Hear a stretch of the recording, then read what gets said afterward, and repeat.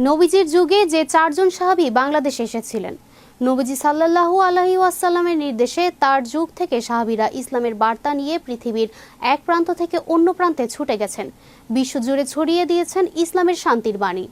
নবীজি সাল্লাল্লাহু আলাইহি ওয়াসাল্লামের যুগে কোন চার নবী বাংলাদেশে এসেছিলেন, বিস্তারিত থাকছে ডেস্ক রিপোর্টে।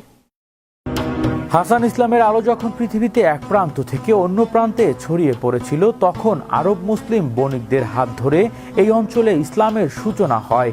তবে একথা আরও বিস্ময় যে বিশ্বনবী হযরত মুহাম্মদ সাল্লাল্লাহু আলাইহি সাল্লামের জীবনদশায় বাংলাদেশের ইসলাম প্রচারের ইতিহাসে এক বর্ণাঢ্য আত্মায় রচিত হয়েছিল।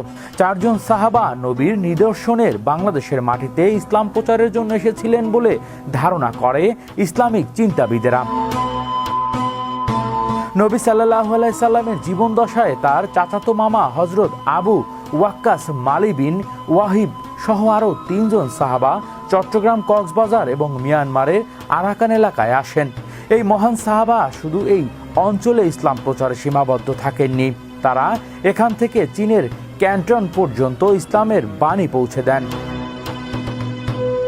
চীনের ক্যান্টন সমুদ্র তীরে এখনও বিদ্যমান সাহাবী হযরত আবু ওয়াক্কাস রাদিয়াল্লাহু আনহুর নির্মিত একটি মসজিদ ও তার কবর রয়েছে।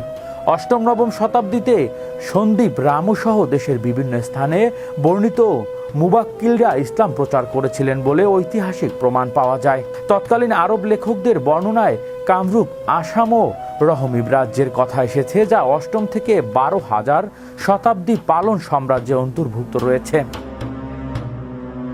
এছাড়া রাজশাহী, পাহাড়পুর বৌদ্ধবিহার ও কুমিল্লার ময়নামতিতে প্রাথমিক আব্বাসীয় যুগের মুদ্রায় পাওয়া গেছে। সমুদ্রের সম্প্রতি লালমনিরহাটে সদর উপজেলায় পঞ্চগ্রাম ইউনিয়নের মজুদদের আরও প্রায় 69 হিজরি নির্মিত একটি প্রাচীন মসজিদের ধ্বংসাবশেষ পাওয়া গেছে। উপকূলীয় চট্টগ্রাম ও নোয়াখালীর বিভিন্ন স্থানের নাম ও ভাষায় প্রমাণিত রয়েছে ইসলাম প্রচারের কাজে এদেশে প্রচুর সংখ্যক আরও বিরানো তুর্কি মুসলমান ও সুফি দরবারের আবির্ভাব ঘটে। তারা ব্যাপকভাবে ইসলাম প্রচার চালায় এই দেশে। হৃদয় আশিস, বিশ্ব বাংলা 24 নিউজ ডেস্ক।